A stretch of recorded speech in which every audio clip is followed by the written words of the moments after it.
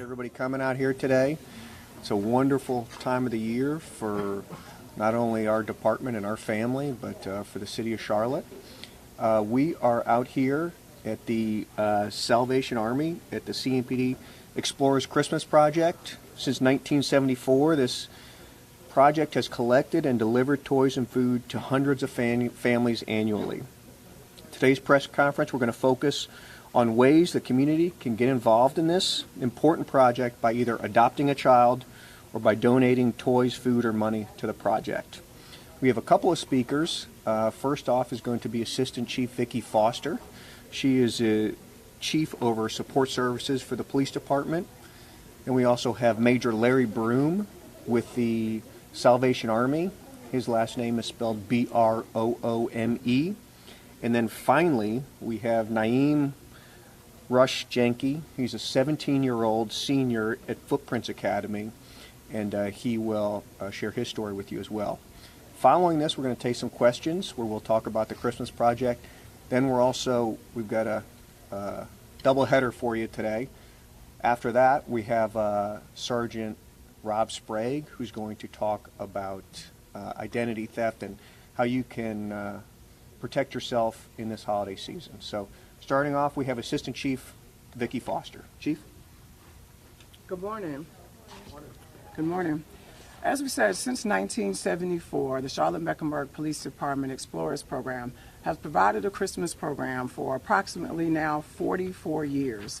It is our goal each year with our partners to provide at least 3 toys to children that are in circumstances beyond their control where Christmas may not be the best for them. We also provide a food box for the family.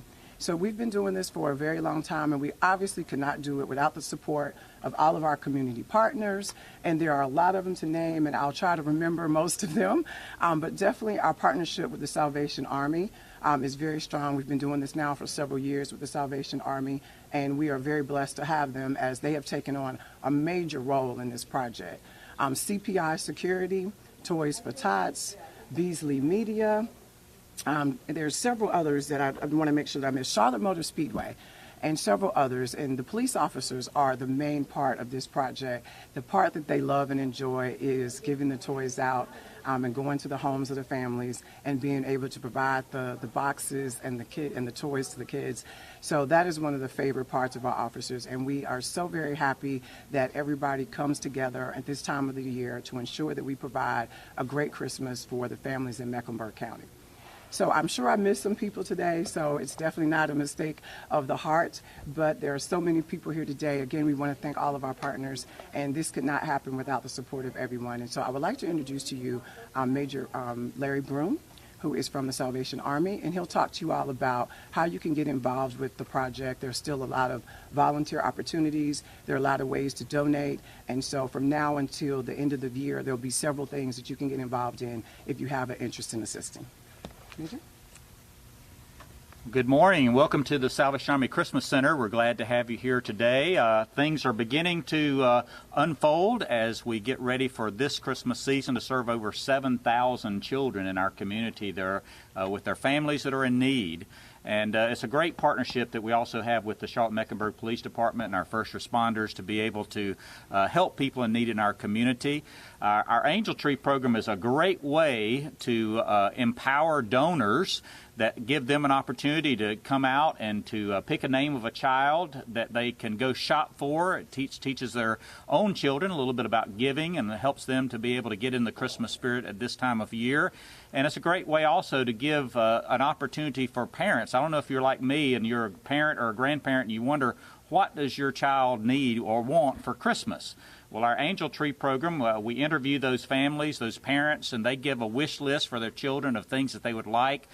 Donors select those angels at various malls or in businesses here in our Charlotte area, and take those angels and the suggestions that come from the parents and buy clothing and toys and things that that will make children have a great smile on their face as they go this Christmas season. our partnership with the Charlotte-Mecklenburg Police allows us an opportunity to be able to just hand deliver some of those toys and the food and clothing to families in need in our community. So we appreciate that partnership so much. It's been a pleasure working with the Charlotte-Mecklenburg Police for these many years, and again, we're doing it again. It's a great Christmas season as we get geared up for it and enjoy the opportunity of giving back to our community. It helps for people in our community in need to be able to have a wonderful Christmas season. I think those food boxes are appreciated even more because it gives a great opportunity for that family to have a good Christmas meal and enjoy fellowship around the table with their family and friends. And we have so many volunteers, so many people that help us to make this happen during this Christmas season. So thank you to the Charlotte-Mecklenburg Police Department. We're so great to be partnering with you again, and we look forward to that distribution day when all these bags that we'll see accumulated here get to go out that door and be able to be around someone's Christmas tree on Christmas morning to share. We love working with the Explorers program from Charlotte-Mecklenburg Police, and I'm happy to introduce Naeem Rush-Janke, who's one of the Explorers, who will tell us a little bit about their involvement in their program here as a part of our Angel Tree here at the Salvation Army. Good morning, all. My name is Naeem Rush-Janke, as Lieutenant Koch and Major Broom has previously explained, and I'll tell you a little bit about the Explorer program. It's a law enforcement, comprehensive and law enforcement-based program that allows youth ages 14 to 20 to explore a career in law enforcement. We are afforded the opportunity to participate in things like community service, training, competition, and a variety of other opportunities that we were given. My favorite is the Christmas Project, where we are afforded the opportunity to be able to assist the Christmas Project from start to finish. We start by preparing the toy donation boxes.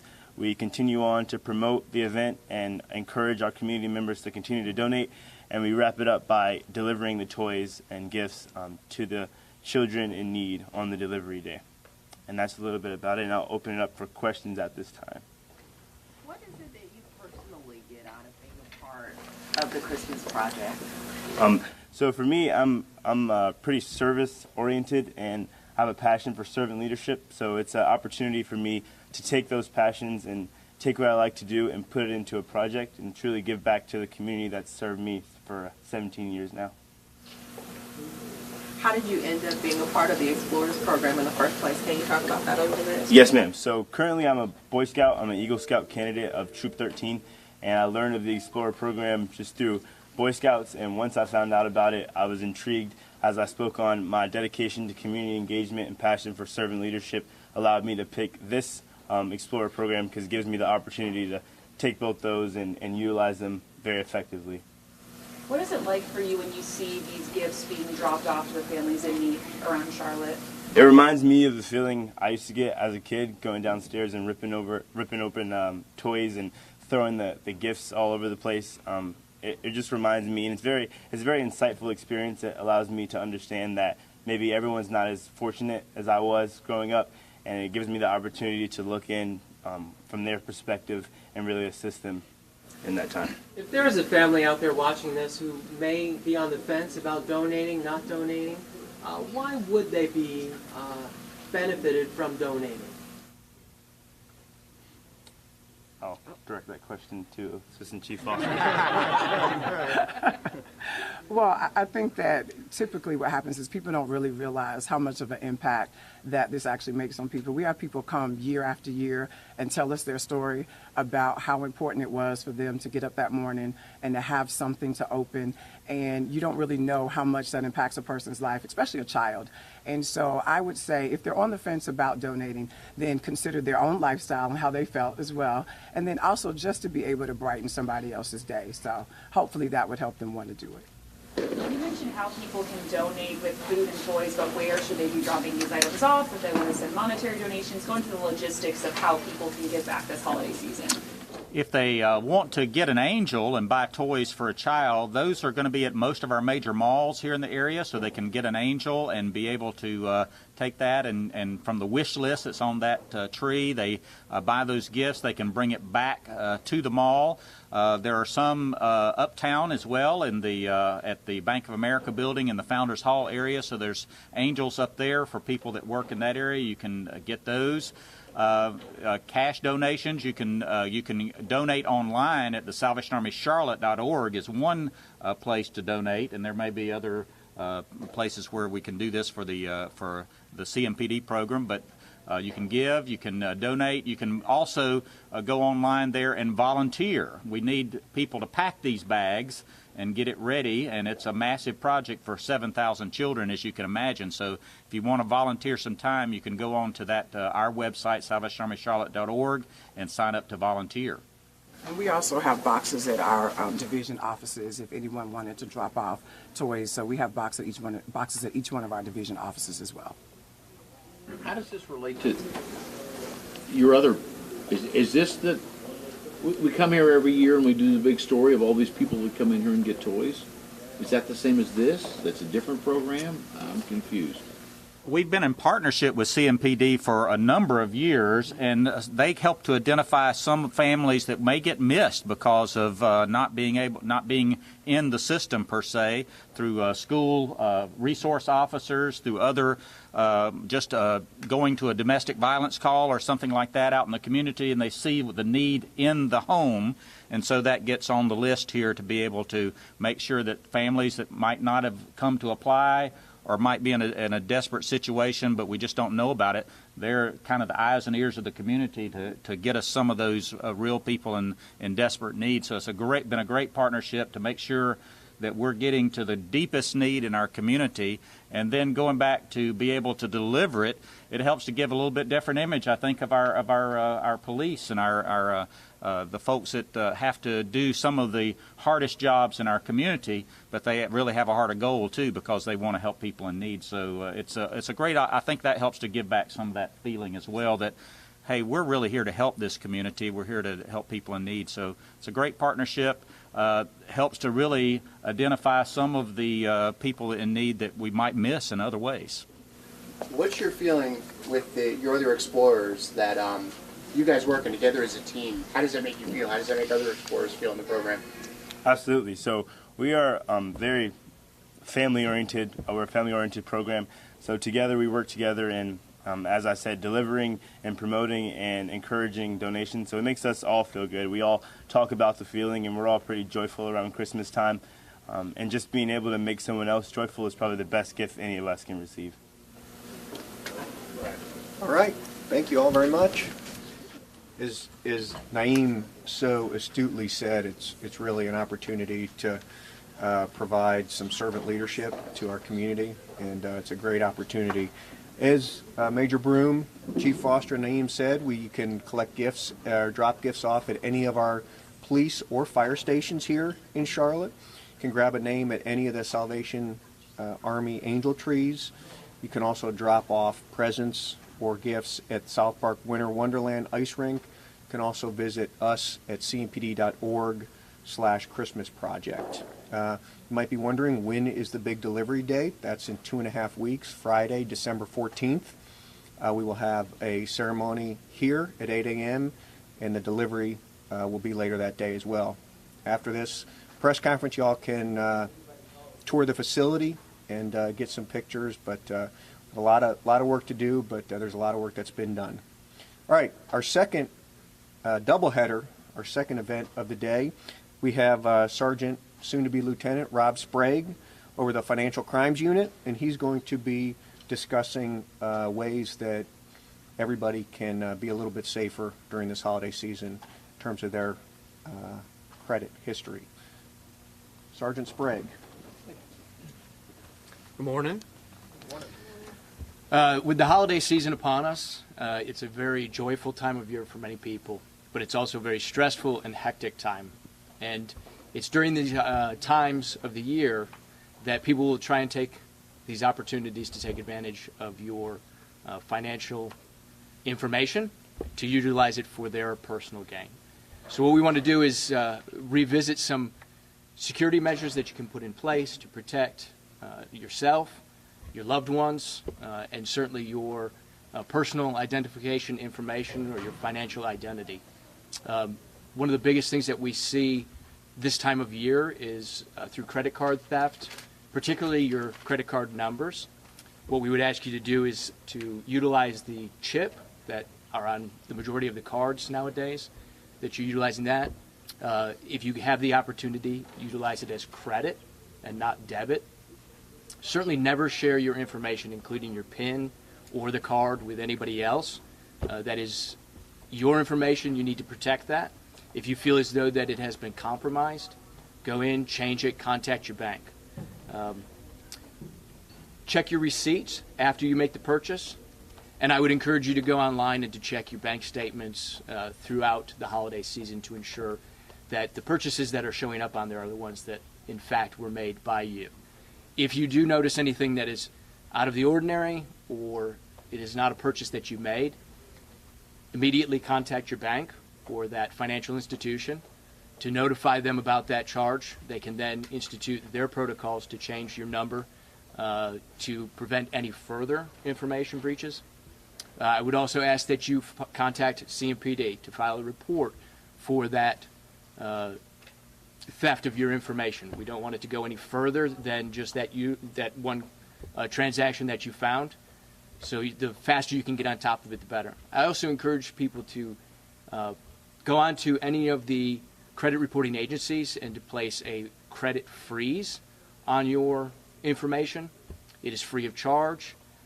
You can put it on there until you decide that you want to do something with your credit, purchase a car, a home, and then you can unlock your credit at that time. But it's just a great safeguard to ensure that any type of data breach or theft of your information is stopped at just that card or just that transaction, and that it doesn't go any further into your information, purchasing cars and homes and things of that nature. So put it on there. You can take it off. You can take the freeze off at any time that you need to make a purchase.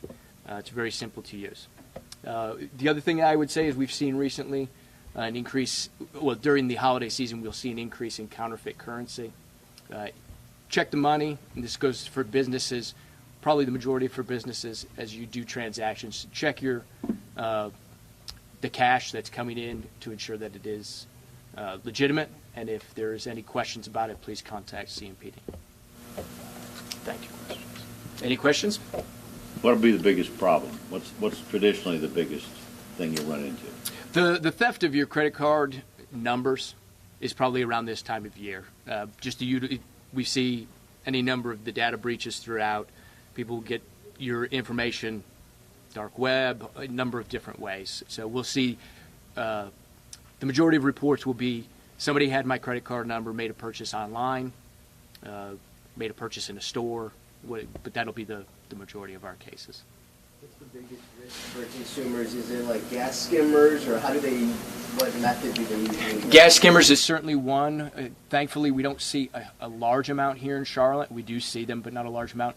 I would say that the biggest thing right now is just the number of data breaches through companies and how that information and where that information goes and how it resurfaces.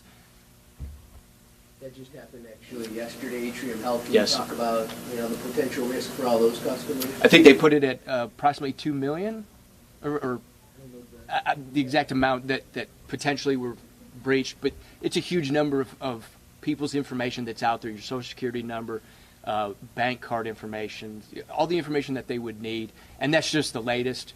There's been many others, as we know, in the past. So the biggest threat there would be somebody getting a hold of your information, opening up accounts, or, again, making those purchases. And that's where that credit freeze would really come into play. If that is in place on your credit, you're already taking the advanced step to protect yourself by having that in place. So if your information does get out there, they won't be able to make those purchases and move further. All right. Thank you, Rob. I'm just wondering the red flags, like what is the red flags that everyone should be aware of? If you're going through your statements, and that's why at least if you can do it every day, it may be unreasonable to do it every day, but at least once a week, really checking up to see the purchases that are showing up on my account, were they made by me? Those will be the biggest red flags, because you'll see smaller charges at first, maybe $1, $2, $5, that you may overlook or you may not look at for 30, 45 days, depending on how often you check your credit, and then it'll kind of ramp up from there. So those will be the first red flags that you need to be aware of. And if you feel as though your information has been a result of the breach, one of these data breaches, again, the credit freeze is the way to protect yourself. All right. Thank you all. Thank you.